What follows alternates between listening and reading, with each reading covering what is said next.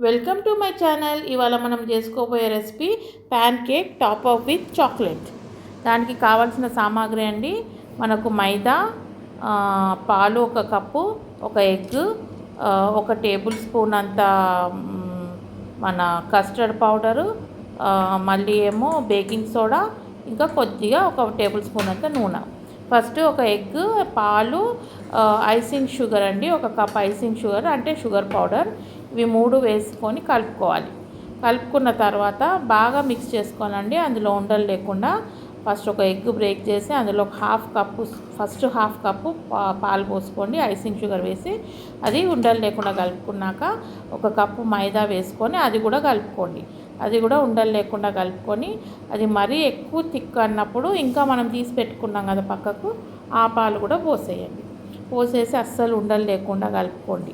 కలుపుకున్నాక అందులోకి ఒక టేబుల్ స్పూన్ అంతా నూనె పోయండి. నూనె పోసి మంచిగా దాన్ని ఎంత సాఫ్ట్గా కలుపుకోవాలంటే మీకు మంచిగా అది రిబ్బన్ కన్సిస్టెన్సీలో, ఇట్లా మీరు స్పూన్తో ఇట్లా అన్నప్పుడు రిబ్బన్ కన్సిస్టెన్సీ రావాలండి, అంతవరకు మంచిగా కలుపుకోవాలన్నమాట.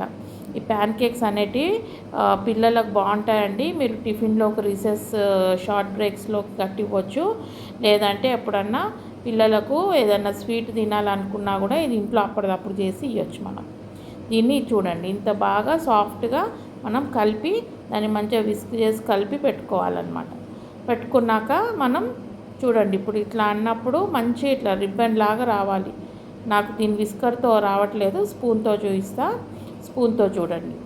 ఇప్పుడు దాన్ని మనం ఒక స్పూన్ తీసి పైనుండి వదిలామంటే అది అట్లా తేనెలాగా పడాలన్నమాట.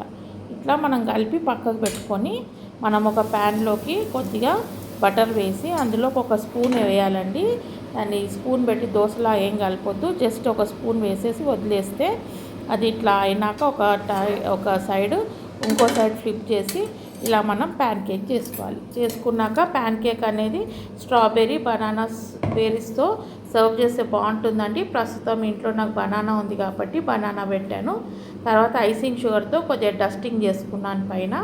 డస్టింగ్ చేసుకొని నేను ఇంట్లో చాక్లెట్ గనాష్ చేశానండి. చాక్లెట్ గనాష్ ఏంటంటే కొద్దిగా క్రీమ్లో చాక్లెట్ మెల్ట్ చేస్తే చాక్లెట్ గనాష్ అవుతుంది.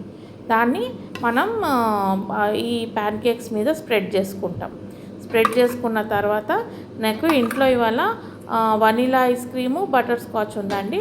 సో ఒక స్కూప్ వనీలా ఐస్ క్రీమ్, ఒక స్కూప్ బటర్తో నేను సర్వ్ చేశాను. ఇది డెజర్ట్ లాగా కూడా తినొచ్చు, పిల్లలకు బ్రేక్ఫాస్ట్ లాగా కూడా ఇవ్వచ్చండి. ఇంకొకటి ఏంటంటే రిసెస్లో కూడా షార్ట్ బ్రేక్స్లో టిఫిన్లో కట్టివ్వచ్చు. ఇది బాగుంటుందండి, పిల్లలు ఎంతో ఇష్టంగా తింటారు. పిల్లలే కాదు, పెద్దోళ్ళు కూడా చాలా ఇష్టంగా తింటారు.